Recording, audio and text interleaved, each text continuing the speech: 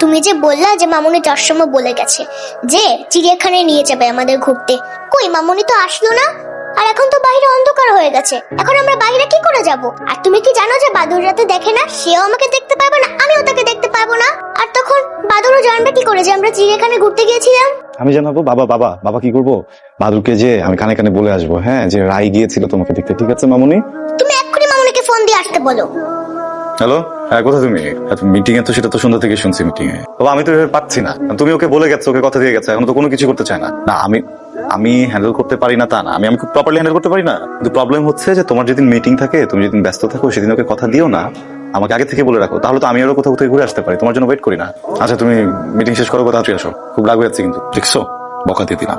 বাবা তুমি মামুনির সাথে এরকম খারাপভাবে কথা বললে কেন? সে যদি রাগ করে বাসায় না আসে তাহলে? কি করবো বলো মামুনি, যার জন্য চুরি করি সেই চোর বলে, আমি কি করবো বলো? সরি সরি সরি সরি, ওকে। আজকেও লেট করে ফেললাম। আসলে ক্লায়েন্ট, এদেরকে হ্যান্ডেল করা সো ডিফিকাল্ট। অফিসে আমি ছাড়া আর কেউ নাই যে ক্লায়েন্টকে ডিল করতে পারে।